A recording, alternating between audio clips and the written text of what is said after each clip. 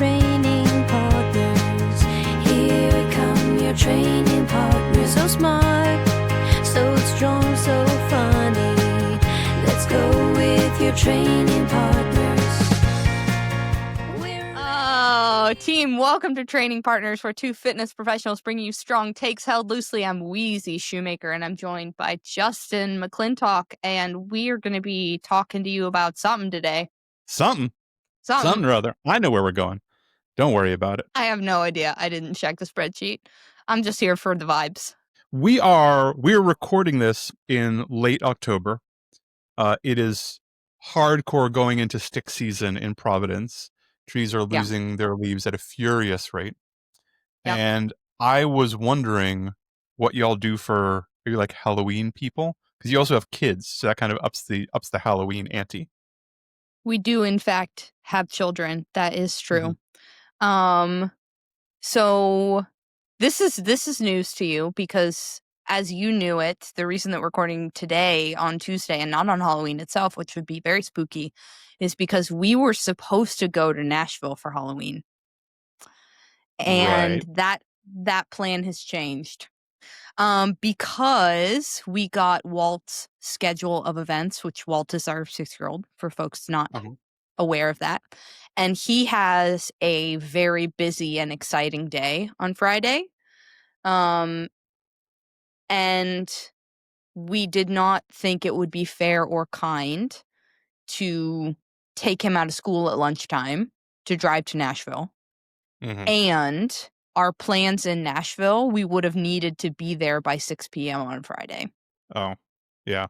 So it then became like, okay, well, could we skip the Friday night Nashville stuff and drive on Saturday? But then we'd have to drive back on Sunday. And then it becomes like just a whole thing.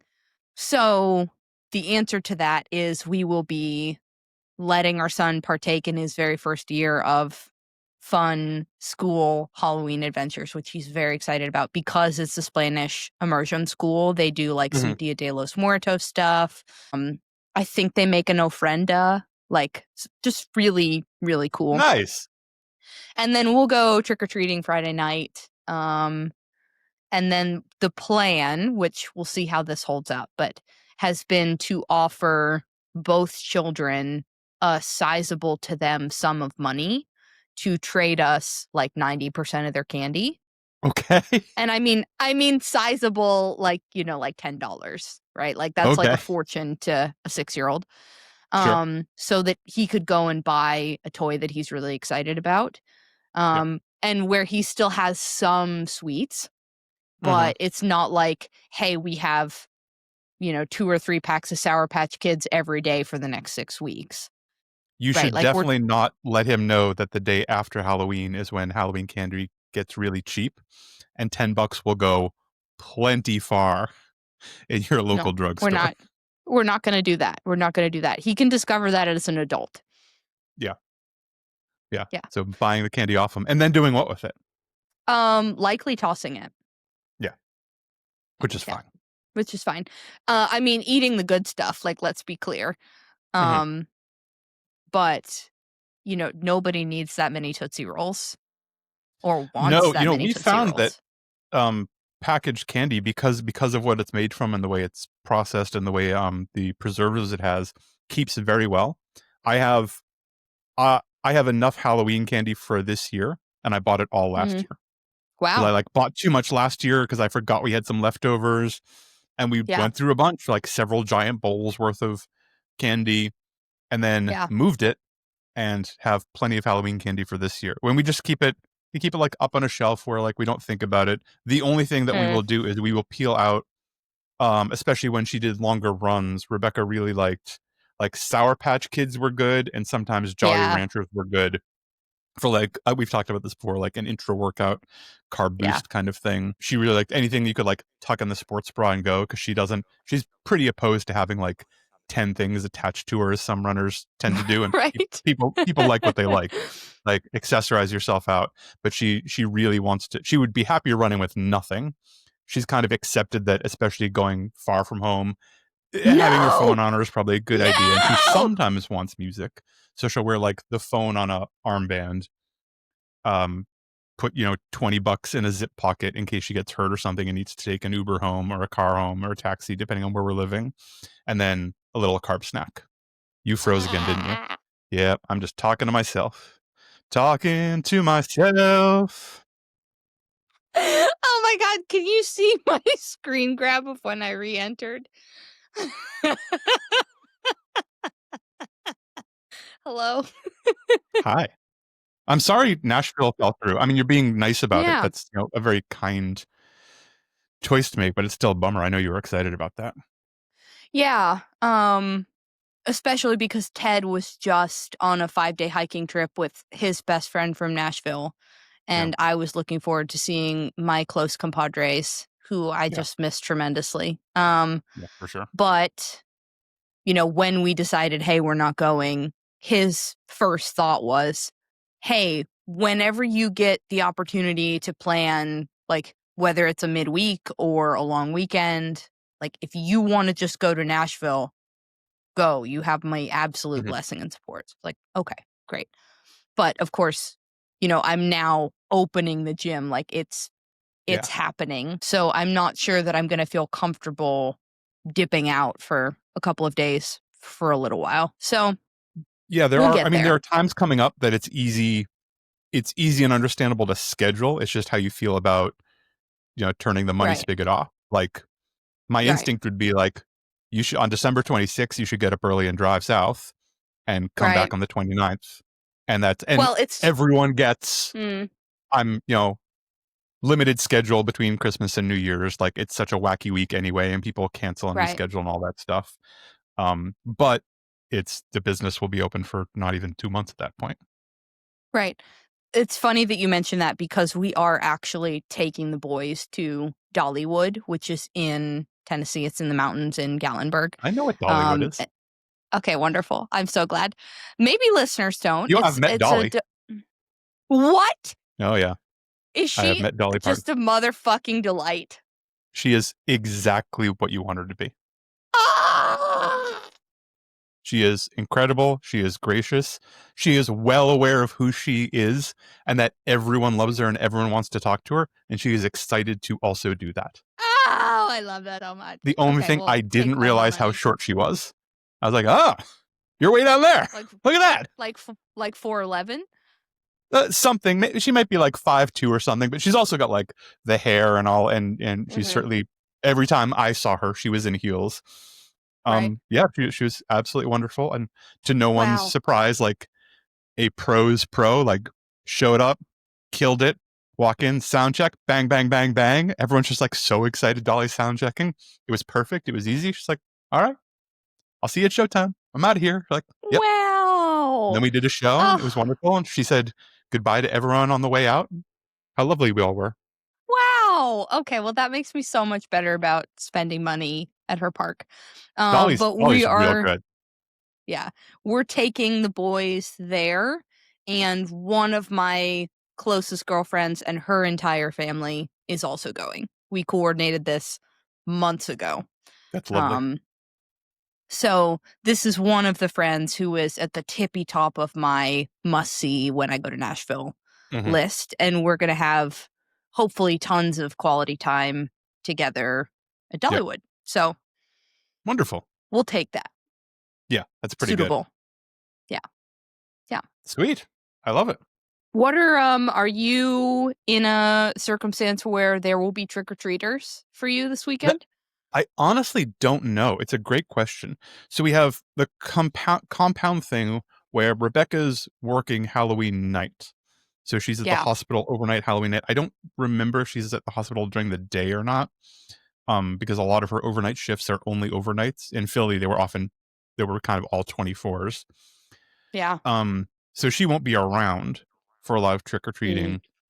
Add that on to the fact that our dog is very reactive to door knocking and doorbells and things like that. For Yeah. years, what I've done, like the move in Philly, I lived on a very residential street, very neighborly street, and everyone kind of had a stoop. So all the adults would sit out on their stoop with a giant bowl of candy, and like usually a glass of wine or some scotch or whatever, wander back and forth, and people would share things and share snacks and chat. And we'd have, a few hours of the neighbors talking to each other while all the kids came by. You would watch the kids age up, start at 5 o'clock or whatever with the little ones. They all older and the costumes started getting cooler. And then my usual rule was when the bored teenagers who would like put a baseball cap on and been like, "Oh, I'm dressed up as a Philly. Give me your candy." It's like, "Yep, that's the night. Good night, everyone. I don't want to be here anymore." And it's usually like 3-ish hours in, and I feel like I've done my part, kind of thing.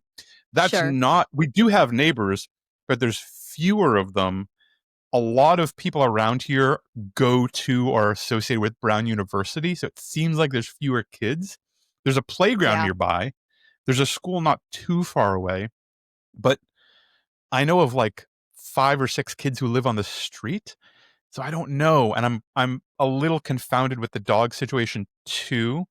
So I'm thinking bowl of candy, please take one on the front porch, as boring as that is. But I don't like, there's no one to talk to, and the houses are a little further apart. So there's not like, my front stoop was connected to my next door neighbor's front stoop, and we really liked each other. So it's different. So we would sit out and just like chat. No one, my front stairs are not within 20 feet of anyone else's front stairs. So I'm just kind of be like alone and a little chilly listening to a podcast, waiting for kids. I don't know. It feels weird. I think everyone else is going to be answering their doors, but I can't do that because the dog's just going to freak out.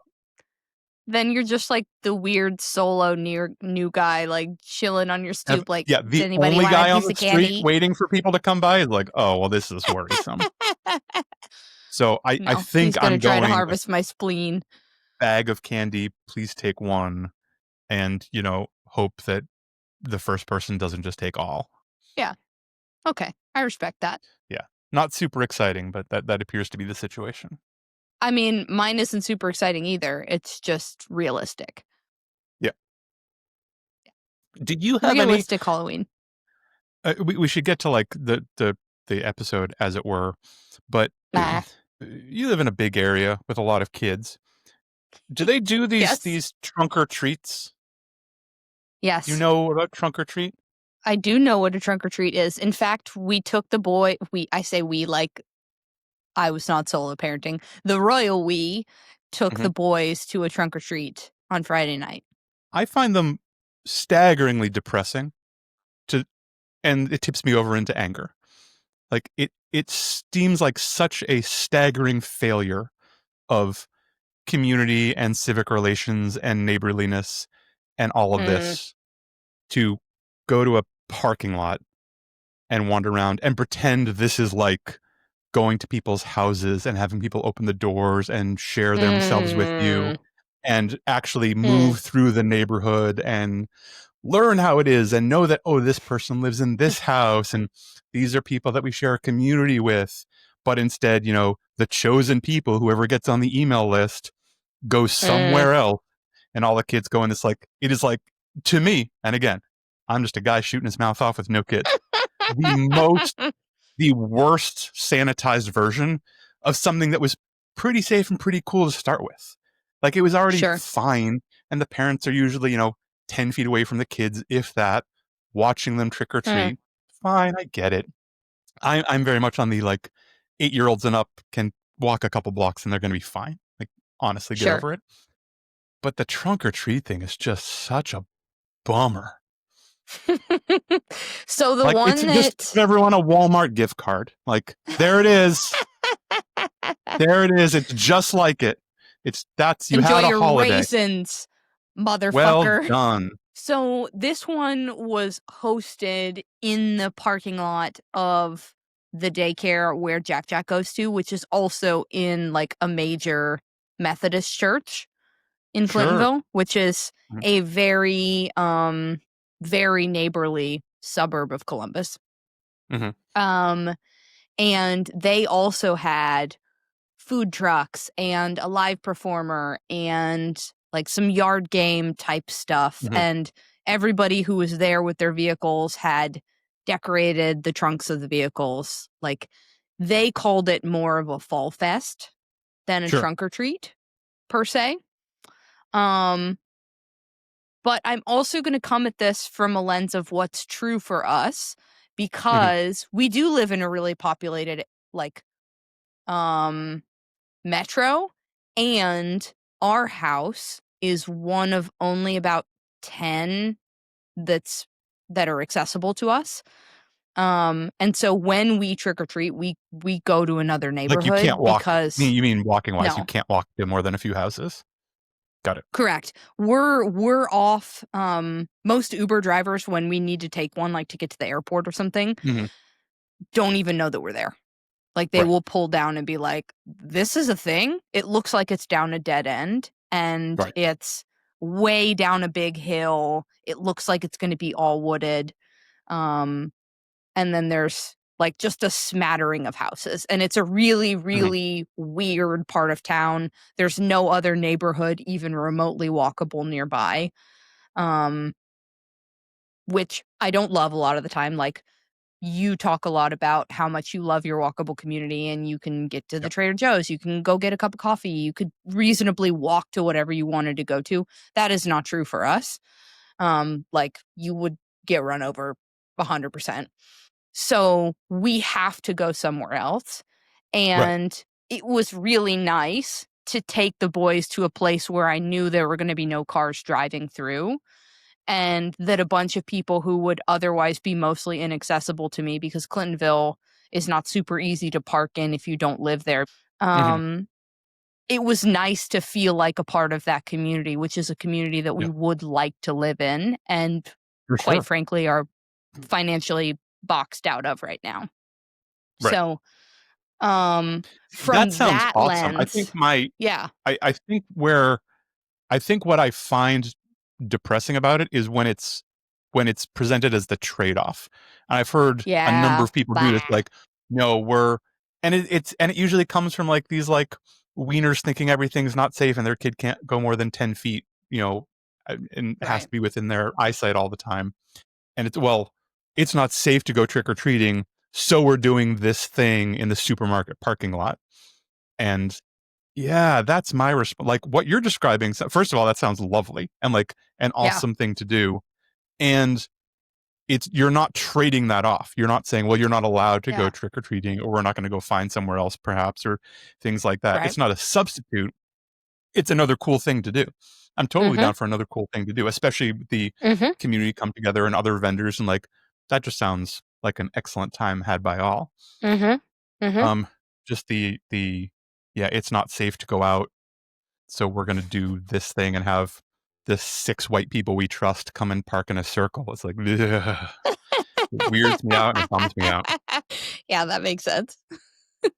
I wanted to talk today. I thought we would talk today. We're going to talk today about why you should hire a coach. Maybe why people hire a coach. What's the point of hiring a coach? Why would you bother? It's usually not for the first reason people say. It's usually not because I want to lose weight, or I want to get bigger, or what I want to be more fit. These kind of surface level things. It's also, I'm sorry to tell my fellow coaches, usually not because people need more information. People have plenty of information. What they need is someone who can help them actually use the information.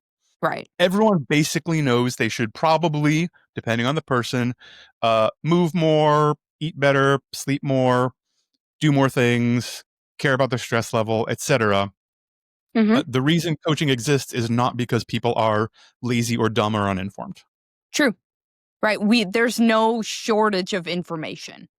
Certainly not. There's too much, I would say. Much of it conflicting and a lot of it wrong, but there's certainly no shortage of information. I broke it down to like 6 or 7 kind of big buckets, reasons, things I thought we could talk about that are, not all of them have to be true. I think potentially only one of them could be true, but they're all reasons why people hire coaches. And I think if you're listening to this and thinking about it, maybe one or more of these will speak to you and push you and say, oh, actually, that's what I need. Because it's easy for someone to say, well, I know what I need to do. And I'm sure you've run into this I've run into this plenty talking to someone who at the beginning of the conversation will say, well, I know what I need to do. I need to lift more and, eat more protein and drink less alcohol and go to sleep at a reasonable hour and do that kind of Mm-hmm. stuff. Like, okay, Mm-hmm.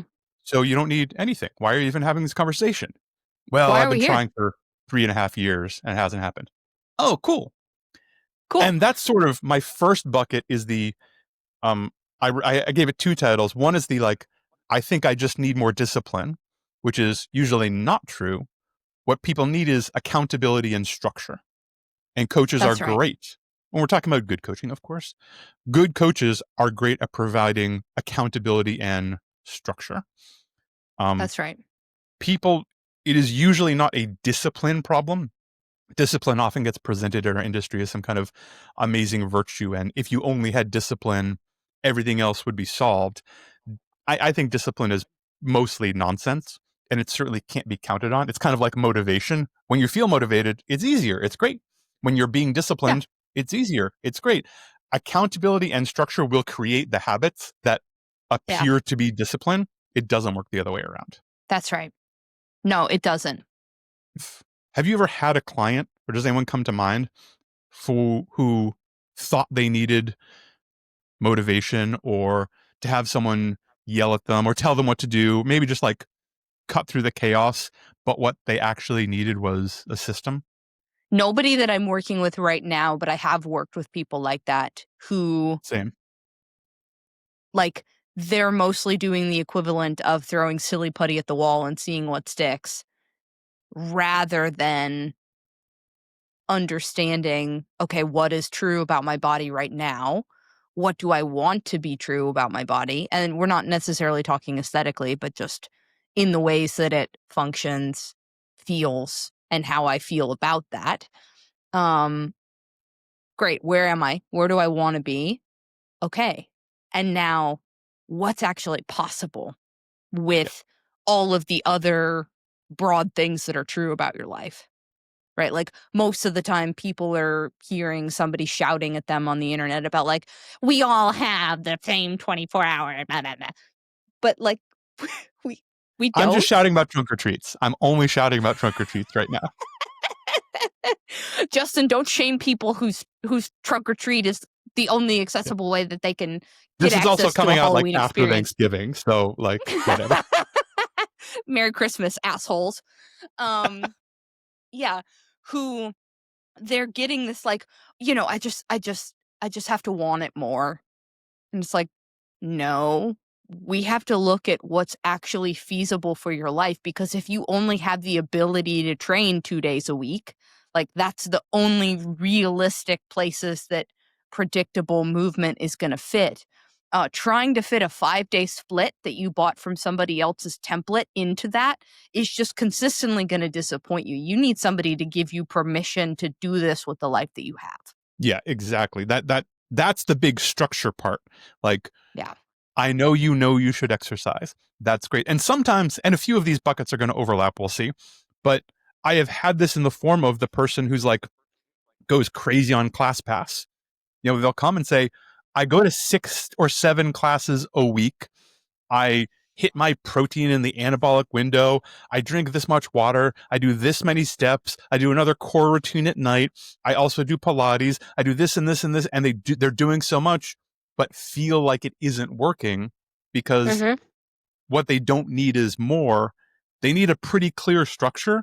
And some of that structure might not be their favorite things to do. That's where they Right. also need the accountability. Same thing with Right. super busy professionals. I have this all the time with like doctors and big deal lawyers, people whose life goes from 40 hours a week to 95 hours a week out of nowhere, and they need someone to kind of keep them accountable and make sure that the workouts are actually going to fit into their real life. And they Right. need that accountability of, well, we're going to have to change some of this, but it doesn't mean you're Right. going to take the next 3 weeks off. So we're going to Right. find ways that this can work around this reality, but it's not Yeah. things are hard. I'm going to come back when things are easy because spoiler, that time never comes. No, we've talked about that before. If I'm only going to train on the perfect day when I have optimal motivation, time, access to the equipment I want to use, and the recovery tools that I would like to pursue, I'm going to train like 6 or 7 days a year. Yeah, those days are lovely when they come around, and it feels great, and treasure them because they are rare. Right, right. Something that you said earlier also sparked my brain onto one of my favorite concepts to talk with people about, which is the concept of more not being better, right? I like to tell people, hey, I need you to do less better, right? We probably don't need more. We probably need to be approaching what we are doing with more thought, intention, care, insert whatever other word you want to. This is a conversation that I had with somebody literally earlier today who is acutely going through a flare up and is frustrated because they're training less than they've ever trained in a very long time. And they're like, I want to be able to do hard things. And my question to this person was, is it possible that we need to take a step back and audit what your definition of hard is? Because I am asking you to do things that you don't associate as hard that somebody else would, right? I'm asking you to focus on your meals when you're eating. I'm asking you to take a walk after you eat. I'm asking you to not stretch all of the time, all of the things that hurt. I'm asking you to hold isometrics within the realm of what feels possible for you. I'm asking you to notice if any of the tools that you're using are a distraction to you, right? Like, hey, this thing is not additive. I'm actually using this to like escape my life. Those things are fucking hard. And so Super hard. I want you to start to notice and redefine is my definition of hard objective or not? Right? Like you define hard as training at 10 out of 10, 6 days a week. Yeah. That's not hard. We're Not for about to this find out person. what hard is. Not for this person, right? Exactly. So, that concept of, hey, I don't need you to do more. More is not helpful to you. I need you to do less and do it better. Yeah, that's such a good point. And I use that all the time from the macro that you're describing of, how much are we training? What kind of things are we doing? What else is going on in our life? All the way down to the micro. Like, no, what can we get out of this rep? I'm disinterested that you think you can get to 30. Maybe we will. Totally. How can we make the contraction amazing? Can we make the tempo perfect? We can squeeze so much out of this rep that we won't have to do the next 29. Maybe. Yeah. And if you can treat things like that without driving yourself crazy, or ideally let the coach worry about 85% of that so you can mostly do this stuff, that's difficult. And yes, sometimes for a significant number of people, the hard thing is going to be dropping down to 3 days a week and actually giving a shit about your recovery, not just smashing yourself over and over again, because you're really good at smashing yourself over and over again. Yeah, how's that working? Yeah, it's cool. You're more athletic and more physically fit than 98% of the planet, but you're not happy. So why don't we work on that? Mic drop. Beautiful. Big second bucket, and again, there's overlap with these, is again, like, why do people hire coaches? Sort of information overload and the what I would call the confidence gap. So again, there's so much information. This influencer did this. I saw this thing on TikTok. Someone dropped this. Everyone appears to be doing this. I'm going to track 19 different metrics with 11 different wearables. Now what?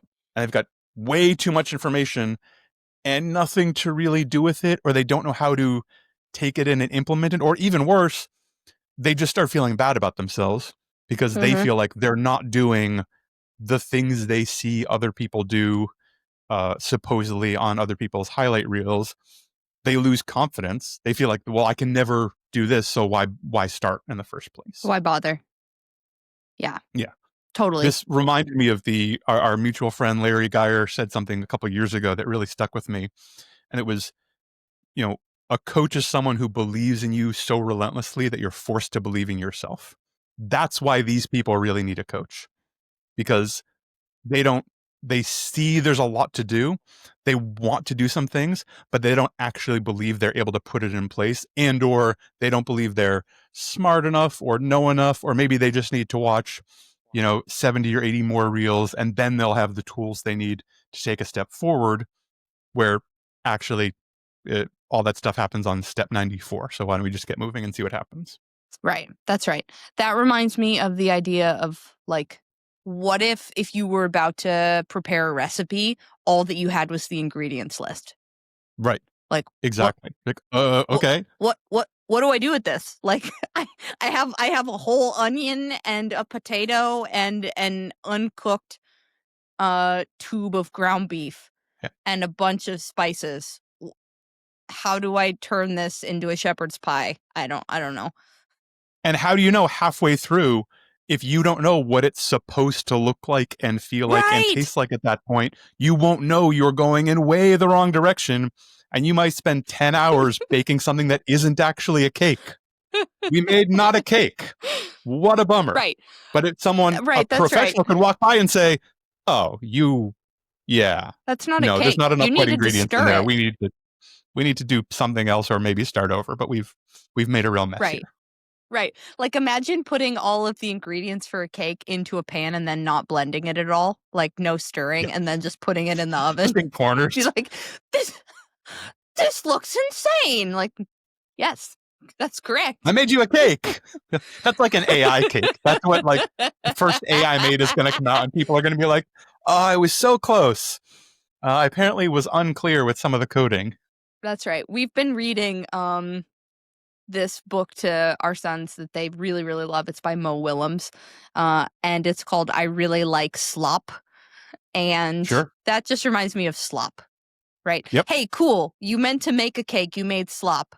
What would happen if you actually had the recipe to make cake? Yeah, 100%. And the ability to cut through and discard the vast majority of that information that the client simply doesn't need. Right. You don't need this, at least right now. And you're capable of more than you think you are. Someone with enough experience, I've seen, however many thousands of people do, however many millions of reps. No, you can do more than that. You should go harder. That's right. Slight side quest. I've been, as part of my being only online, I've started dipping into like, especially on TikTok. I do this a lot right now. So in a month, maybe people are going to bug me on TikTok, and this will become less fun. We'll see. But I find exercisers, people who are exercising, who have basically no views, like 3 likes, no comments. And it's usually someone, I've been like trying to fuck with my algorithm on purpose, usually someone who appears to be at the beginning of their fitness journey. Like, someone who's obviously not great at moving. Maybe they're significantly overweight. Maybe they're older. Something's going on that it seems like this could potentially be new to them. And often they're kind of asking for feedback. Like, try this new machine out. How does it look? And I am like supportive, tiny suggestion, little asterisks, supportive. At no point do I mention that I do this for a living. They can find out if they find my profile and stuff, but like, I'm not going to sell any of these people anything ever. I have someone who I've been like chatting with for probably 2 weeks, and now we're like testing out 3 rep maxes. She maxed out the leg extension machine, which shocked her, because she is someone who is in the mindset of, I'm not physically fit. I'm always last in everything. Why can I do this? Why can I move this weight? I said, well, there's a couple you're strong of as fuck. That's why. Yeah, you have what I would probably call latent strength. You can do more and more. By the way, just because you maxed out a random machine someone made, that doesn't mean you're done. Now we need to find ways to actually challenge you more.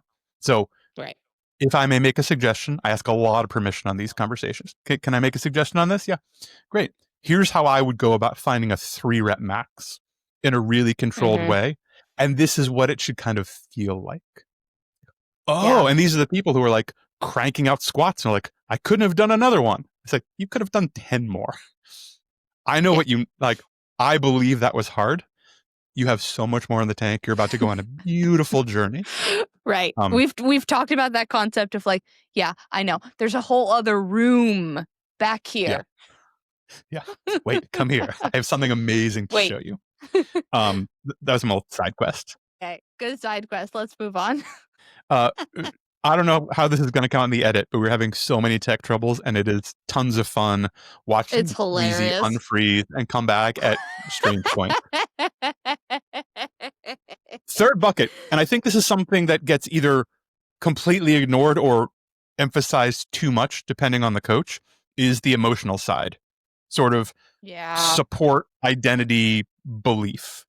Certainly when someone works with a coach like you or I, and with most good coaches, people aren't just tweaking their workouts, they are fundamentally changing their identity and who they are. That is a significant part of a lot of people's journey, and it's a shift in personality, it's a shift in who you are. We talk about becoming sometimes. When I'm talking to people about faking it, they're like, well, I don't know. How would someone who liked working out behave right now? What would that person do? Yeah. All right, maybe we should do that. Cool. This person sounds nifty. We should try and copy that and see how it feels. And as you do it, you are becoming a person who is at least has built the habit of consistently working out. I don't really care if you like it. I don't care that much. It's easier if you like it. You'll start to like. You're going to cosplay. Right. You're going to cosplay as this person who you want to become, and it's going to feel like bullshit until it doesn't.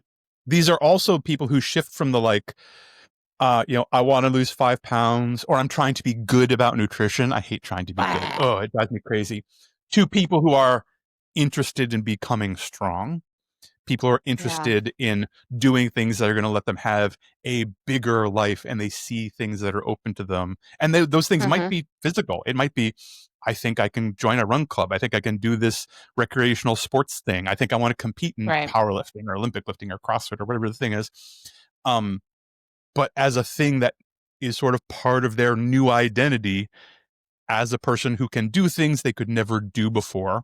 And part of a coach's job is kind of shepherding them through that in a way that is supportive of the person and genuinely listens to them and takes them where they want to go, not where the coach thinks they should go. Right. That's right.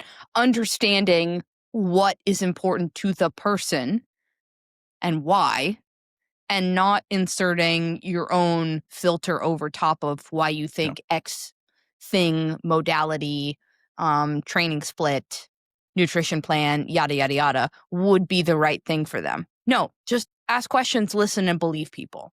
Yeah, 100%. And to coaches out there, try to be like, I try and go like tabula rasa. Like someone is talking to me and I pretend I don't know anything. Like, okay, you're telling me, okay. Oh, and I'm painting a picture of what you say you want to become, what you say you want to be true, what that would look like. I try and ask a bunch of good questions to paint that really clear picture. Because if someone walks in, I've had this a million times. There's a lovely client, Clara. I love Clara to death. She's worked with me on and off for several years. She walked into the gym I was working out at. We might have talked about Clara before. Clara is like 5'10", blonde knockout with a British accent. Like Clara walks through a room and everyone is just like, wow, everyone notices. And I noticed a new person come at the front of the gym when I was coaching a class in the back of the gym. New people come in all the time. And then the owner of the gym came up between sessions and said, hey, there's someone here who I think you should talk to. I think she might want to work with you. Okay, whatever.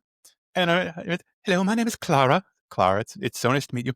I want to learn powerlifting. I'm pretty good at weightlifting, but I really want to max my deadlift in a very serious way. And I've heard that you run a powerlifting class. It would have been my 9th guess.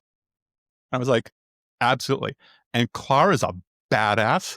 And Clara was already like legit strong, skinny, small, like double body weight deadlift out of the gate. And we just started building on it. Like a beast, and loved it. Like loved the dirty weight room, the chalk.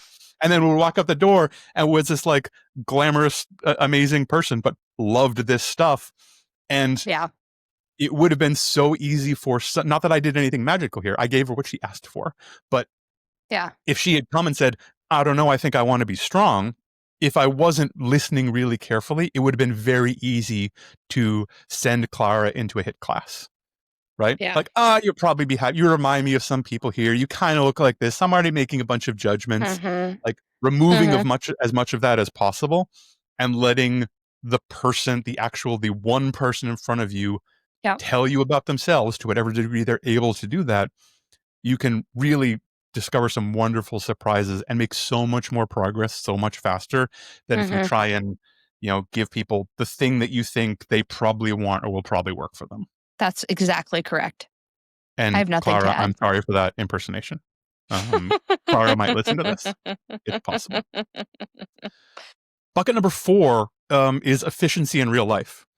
This is a big one. For me, this comes up usually with people who've been training for a while.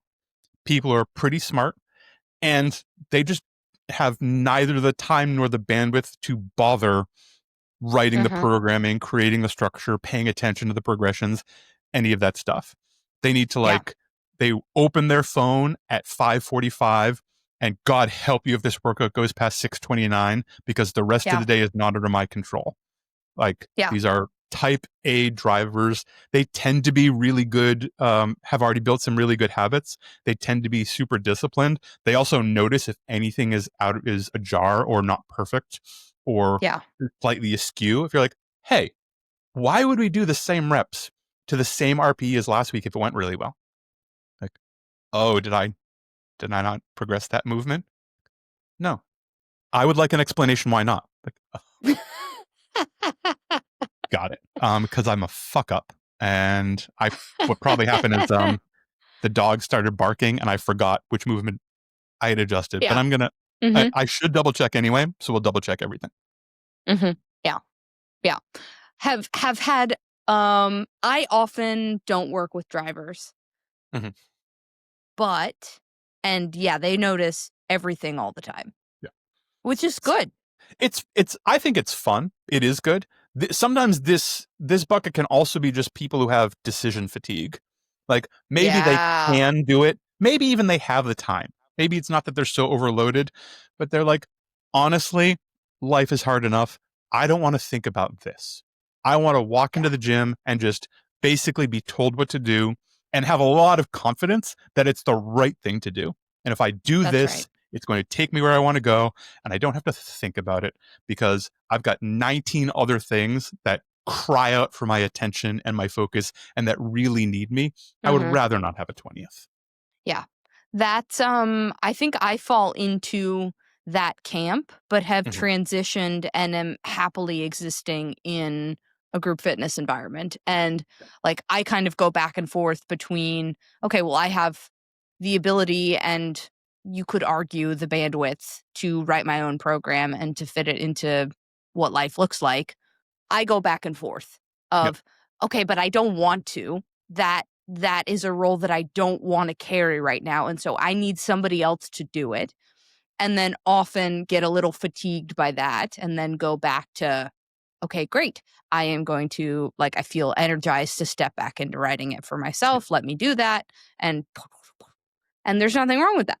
Yeah, I do the same thing. I whip between, and it often depends on what I need, but also just kind of like how things are feeling and what else is taking up my time and bandwidth. Like right now I'm coaching myself because the shoulder thing's complicated. I need to pay really close attention to that. And the people we know, like another ALP could certainly do it, but most coaches in the world wouldn't have they just don't have the background to deal with that. So I'm keeping it for me right now, but I bet in the next 3 to 6 months I hire a coach again to make it usually happens I'm falling into a rut, or I start I open the workout up. I'm like, I know what I meant when I wrote that. I'm not going to do these things. What I meant was you should do 3 of your favorite things and leave the gym. That's probably what I meant to write. So I'm going to do that instead. And when I start doing that, when I start editing workouts a lot as I open them, I'm like, okay, buddy, you need to, you're veering off the straight and narrow. And I always remember that being a client is a super valuable experience. So keeping that relatively fresh is good too. Totally. Yeah. Next bucket, sometimes underappreciated is it kind of investment mindset. Like people paying for something creates buy-in. It just does. Like Yeah. there could be a perfect free program out there and no one does it because people don't do free programs. Well, right. It's also really easy to ignore the push notification from the $25 template that you're paying for. And it's a little spicier to ignore the push notification from the $350 coach who is saying, "Hi, hello, Justin. I noticed that you haven't been online the last 3 days. Yeah. What's What's up?" going on? Yeah, exactly. And sometimes I actually will tell people my general rule is I don't give discounts. There's a very few people in the world, all of them have known me for more than 20 years, who have gotten discounts over the years. And when they come to me and ask for help, I say, of course, I would love to help you. I love you deeply. Um, I want you to say a number that feels pretty expensive, but you could probably do it. That's what I want. That's the sweet spot I'm looking for because that will make you pay attention. Dear friend of 20 years, I don't actually want your money, but I want your focus. And in order to be a good coach for you, I actually need to create this buy-in that will make you show up because I know your life is crazy and I know all of the needs that you already are catering to. I need this to get raised up enough for you to pay attention. Right. I need this to be more important to you mentally. And so we're like, it really doesn't give a rip a difference what the cost is. I need to know what the value is. It is, if it's not enough, from free to whatever not enough to give a damn about is, the compliance just plummets. It absolutely just plummets. And it's just not worth it because people don't do it. And then everyone feels bad. Like I feel like I did a bad job. I feel like I led them astray. If I had only created more buy-in, then I wouldn't have taken them on if I didn't think I could help. And this is someone who could have helped, and I'm not helping. Well, now what do I do? It's really hard to come back and say, "Hey, I know I said I could do this for 75, but it's actually going to be $497 a month going forward." So, are we cool? That's a hard second conversation to have. But sometimes this is also, depending on who the person is, a good time to explore why investing in yourself feels harder than spending money on or for other people. This is like healthy selfishness kind of introduction when someone's like, well, I couldn't possibly do that. So I understand. You're telling me it's completely unaffordable. You don't have the money. Well, no, I have the money, but I can spend that kind of money on, a silly exercise program just for me. We have to do all these other things. Oh, interesting. So you don't matter and you're not worth it. Well, no, that's not what I said. Okay. I thought I repeated what you said back to me in different words. Say it again. And I'm not trying to pick. I'm not trying to bully. I'm happy to have this person walk away. Genuinely not. But you're not worth spending money on is a tough mindset that is sometimes worth exploring back to like that emotional side. And sometimes is the thing that is actually getting in the way of someone making progress and doing the things they want to do. Well, right, because that mindset of I can't spend that kind of money on myself. I can't invest in that can really easily trickle into I can't carve out an hour. There's 700 other things to do. I can't step away after dinner time. I can't go for a walk while I'm on vacation with my family. My mother-in-law will be furious. We have some shit to unpack, my friend. Yeah, for sure. Because if it was turned around, if it was, oh, my kid has a project at school and he has to go for a walk immediately after he eats a meal, so obviously I have to do that. Oh, wait a minute, hold on. So it can be done. Hang on. Right. So it's just this is where potentially scraping a self-worth issue. Let's talk about it. Let's talk about it. Let's dig in. Yeah. Kind of the last bucket. I had like two that are kind of one, but it's coaches are really useful at helping people uncover the real goal, meaning the sort of that identity thing to a degree. Like people are looking for some kind of a transformation, right? And we're not just talking before and after pictures, but we're talking I'm weak and now I'm strong. I can't run and now I can run. This hurt and now it doesn't hurt, or I feel confident doing other things I can do. I'm in a place of pain and discomfort and sadness, and it feels like a prison, and I'm stuck and I don't know what to do. This is it. This is my dream, and I feel free and motivated and capable and confident and a whole new person. Listen to the amazing music, look at the rainbows. Isn't this great? That's not sets and reps. That's not, oh, you just needed the secret squat program and me to show you this one cool core exercise you've never seen before that feels really good. And that's not it. It's not that, it's not the little tactics and the tiny pieces.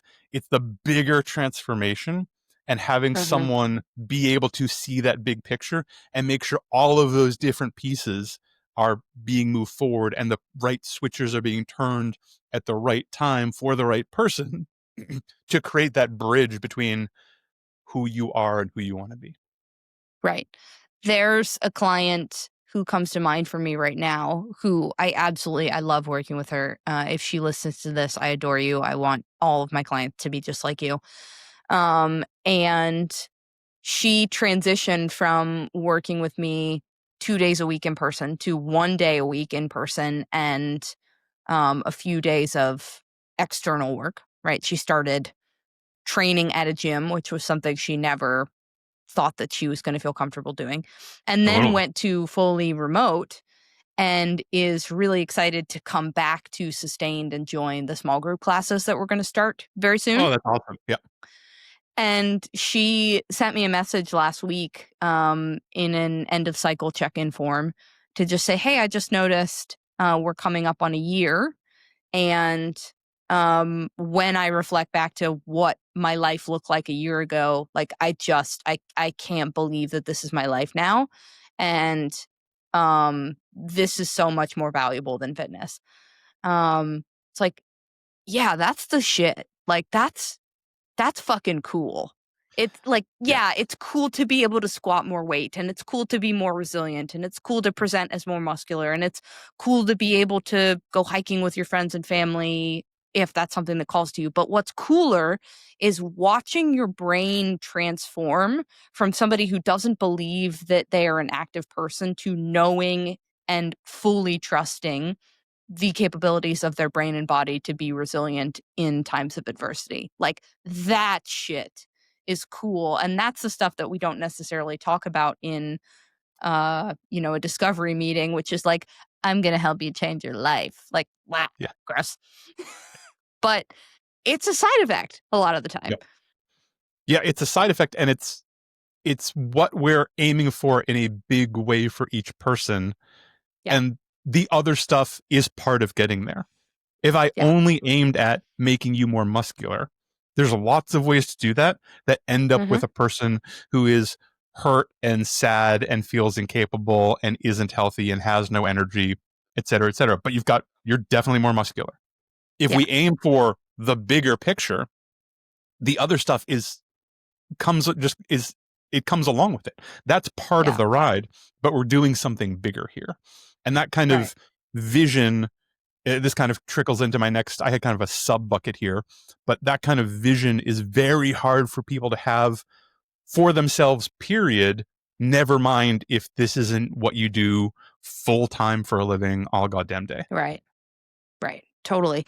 And it's also not something that many coaches are necessarily equipped to even help people pursue. Or interested. I'm in a bunch of coaching groups for a number of reasons, and I like the vast majority of people, but there's so many people who want to help people lose weight for 45 to 60 days and don't expect people to stay longer than that. And maybe they'll be successful, but they don't really know what is going to happen long term. And all they care about is scaling their business. I'm not against being successful in business, but I think that the end product is such small ball that I'm not even interested in talking about it. Like, Right. I got into a mini tussle on the internet the other day because someone was like demonstrating a knees over toes lunge and then Mm. correcting it and saying like the best thing about being a coach is stopping someone from hurting themselves. And it was a perfectly fine knees over toes lunge. And I was like, there's lots of reasons to lunge in lots of ways. If that's not what this person is supposed to be doing, that's a great cue. But there's no reason to think that other thing you were correcting would lead to Mm-hmm. injury. And I finished it with like scaring people is small ball. Come on. And they Yeah. really Come didn't on. like that. And I was being a little provocative. I was like, don't scare people. It's fine to That coach. doesn't sound like you at all. Yeah. This is a blip on the radar that I've not encountered before. Perplexing. My 6 or kind of asterisk is really for I was thinking of coaches when I wrote it, but it's that external perspective is very hard to have. It's very, Yeah. very hard. People are awful at seeing their own patterns. They're awful at catching their own shit. They're awful at noticing the grooves and ruts they're creating and falling into. And having someone who is outside of that, just that external perspective, is Mm-hmm. really useful. The Mm-hmm. amount of time I've had a coach point something out and I was like, I didn't even know that was a thing. I thought I was good at this. What? Yeah. My ankle does what? No. Okay, fine. I'll try it. Great. Right. Like, I never would have caught it because it wasn't on my radar because I also have Justin blindness. Right. And that also doesn't necessarily need to be, at least in the landscape that we like to play ball in. It doesn't need to be related to movement patterns explicitly. Not at all. Right. Yep.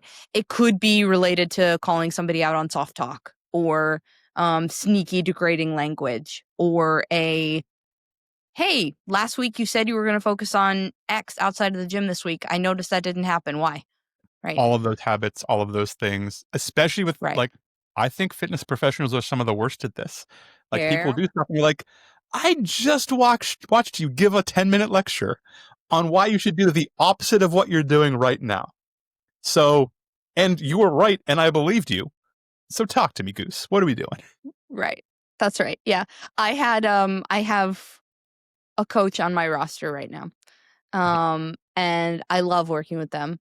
I don't have anybody on my roster who I don't love working with. So that's a Good. good place to live. But this person I strongly believe is ready to move on. Mm-hmm. And we keep kind of having that conversation. And they straight up said, like, hey, I really appreciate that you think this, and I find this ridiculously valuable, and please don't mention it again. Yeah. I was I'll like, let you know okay, when I'm done. If you're happy to okay, if you want to sick. keep doing this, if you're willing to Right, keep coaching me, right, I'm aware of the situation and want to stay. right. And so left at it. Okay, awesome.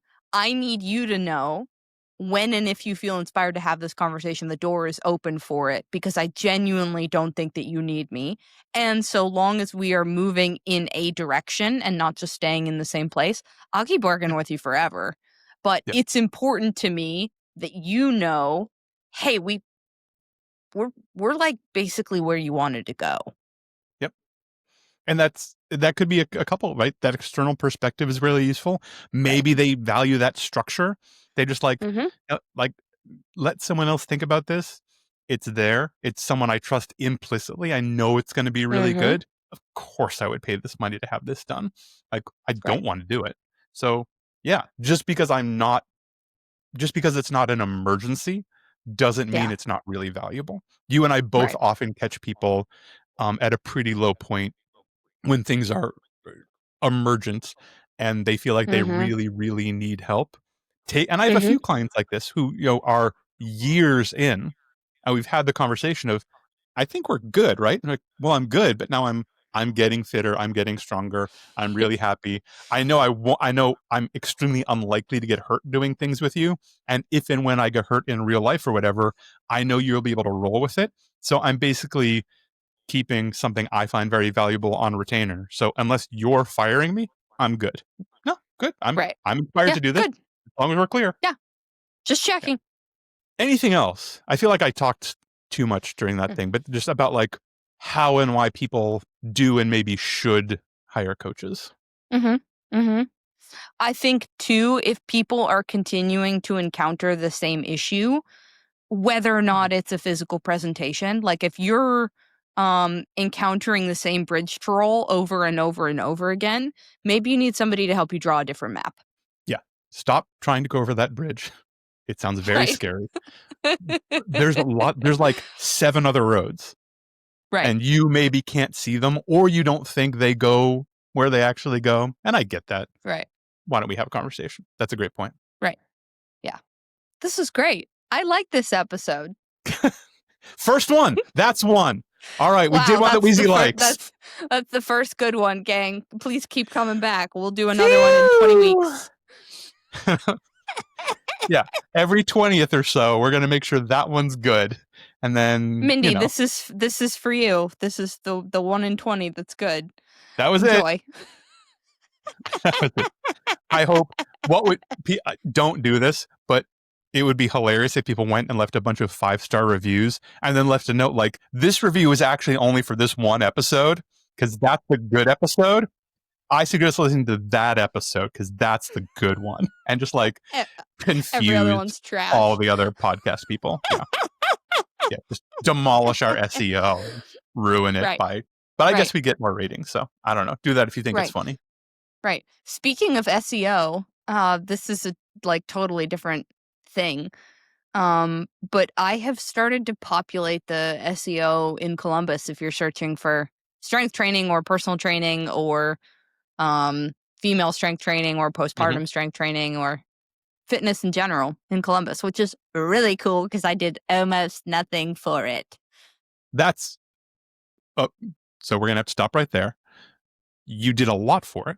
What you did was work very consistently for years doing this work and talk about it on the internet every fucking day and tell people about it every fucking day and pay a lot of attention. And then when something good happened, you said, hey, would you mind telling someone else about the good thing that happened? Because I'm pretty much a referral-based business. And they did. So you didn't hire someone to reverse engineer and fake your SEO. Wow. You actually created the results. That's right. Okay, that's a good reframe. I appreciate that. Thank you.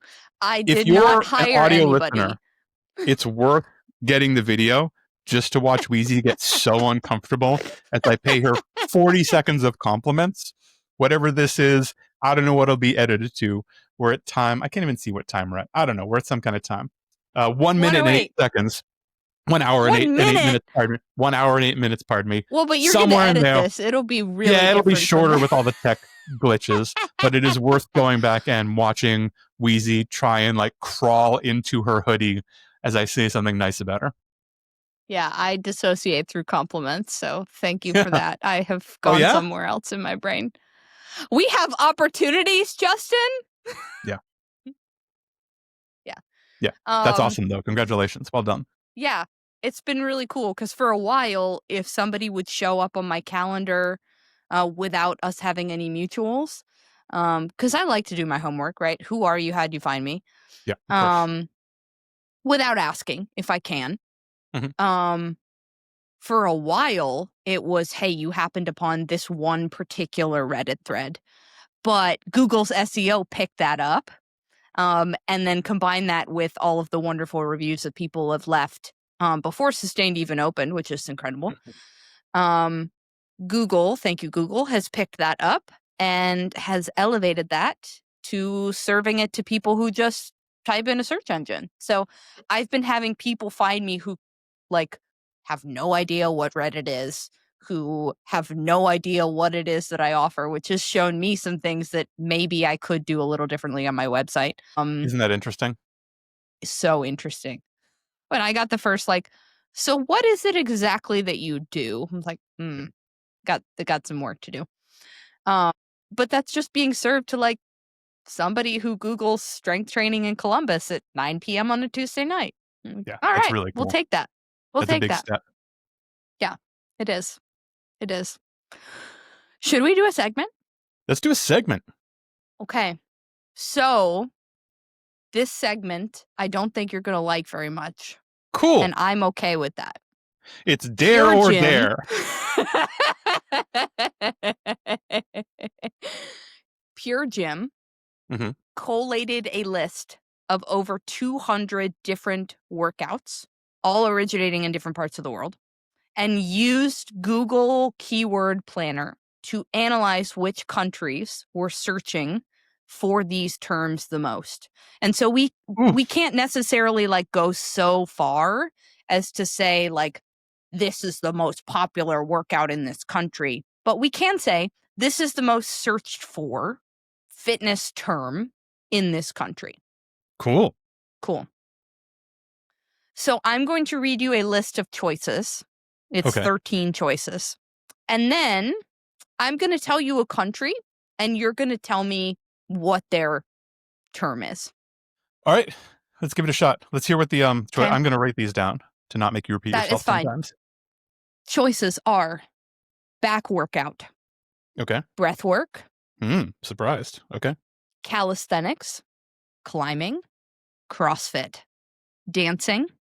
HIIT. Paddleboarding. Fun. Parkour. Pilates. Running. I should have said Pilates. And yoga. I'm going to edit that and that laugh in. Are you ready? Yes. The United States of America. I think it's CrossFit. I think CrossFit is overwhelmingly US based. You are incorrect. It is Pilates. Huh. Okay. Spain. I should say at this point, I don't think it's going to happen because we're just talking about exercises, but I mean, no disrespect. I'm not intending to fall into any stereotypes here. I am being asked to like kind of place a thing on a country. This is the reason that my Senate bid is going to fail. And so I'm just trying my best. Tell us what Spain, the most popular Spanish term. I know Spanish people several Spanish people. I'm going to say dancing. Incorrect. CrossFit. What? Okay. France. I don't see smoking and cheese eating here. Hold on. There goes the Senate bid. That's the Senate. How about climbing? There's a bunch of good French climbers. Correct. Woo! Got one. Wow. Incredible. I'm legitimately impressed. I thought I was going to go 0 for whatever it is, 0 for 13. Germany. I'm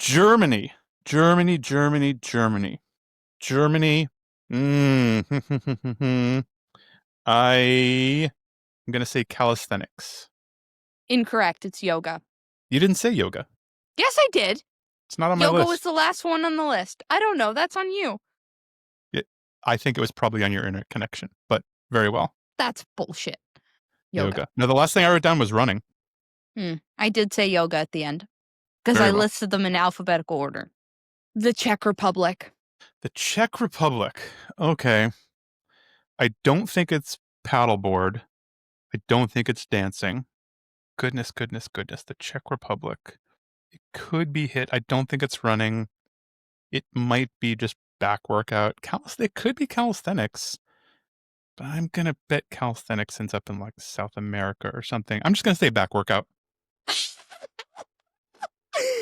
paddleboarding. Really? In the Czech Republic? I need you to go back and rewatch that because I am fighting for my life. I'm crying. I don't even know what I was doing. So yeah. Because the first thing out of your mouth was, it's not paddleboarding. And then from then on, I'm like... Yeah, I'm not watching you for visual cues. I'm looking at the list, so...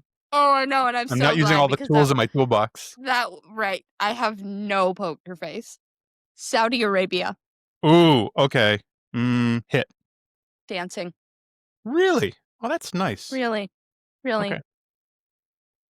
Afghanistan. Well, yeah, I'll go back to it. HIIT. Breathwork. Fascinating. Okay. Right. Overwhelmingly, every consult I have had from someone in that area of the world, like, just wants to do harder hit stuff. Like that's what they really want. India. Oh, and yoga and breathwork are gone. That would have been gone. A maybe. I'm thinking body weight. So I'm thinking calisthenics, parkour, or running. I'm gonna kill running just because there's so many. That might be a mistake. Now I'm not doing it because now you're looking at me. I can't. Yeah. I can do it. Yeah.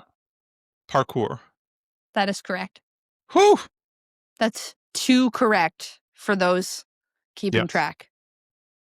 Although it's progressively getting easier. Well, yes, there's fewer and fewer choices. That's right. But I thought I was going to whiff all the way down the board on these. Because it's not like none of this easy. is well known. Like it's not No. Nepal. I think running. That is incorrect. It's hit. Okay. Namibia. That's running. You're correct. I was waiting canceled. Again, apologize for the stereotypes, but I was waiting for a big African country for running. Just because the greatest runners in the world come from our African countries. Or at least are based there.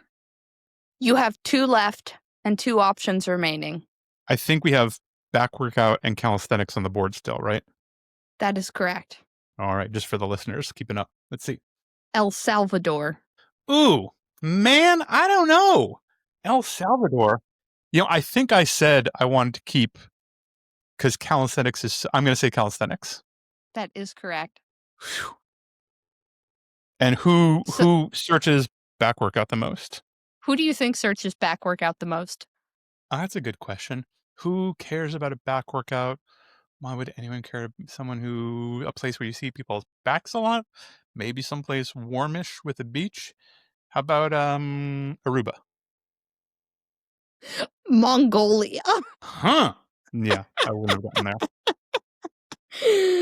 Oh boy. Okay. We'll give you 3. 3 out of 13. 4. You got the 4th by default. No, it wasn't default. It was a coin flip, but it wasn't default. No, that would have been no, you're right. You're right. Climbing, parkour, and running. I got all the bodyweight stuff, or a lot of bodyweight stuff. You're correct. Okay. 4 out of 13. You still epically failed. I epically failed, but I'm okay with that because this isn't. I defy anyone listening to have done better than that. Without Googling the same survey or something. This isn't like, a community quiz or something. Sure. So if you, listener, in real time were completing that and you got better than Justin McClintock, please leave us a 1-star review and make sure to tell us why in the comments. This is a great episode, but he's like so stupid. If he wasn't so stupid, it would be a 5-star. But I got to give it 1 star. How does he not even know the most searched for fitness term in all the countries that exist? Yeah. Like everyone knows Mongolians do back workouts. It's like a thing. Oh my God, team. This was Training Partners. I'm Weezy Shoemaker. That's Justin McClintock. We will see you next time. Later, team. Here come your training partners. So smart, so strong, so funny. Let's go with your training partners. We're ready to shine.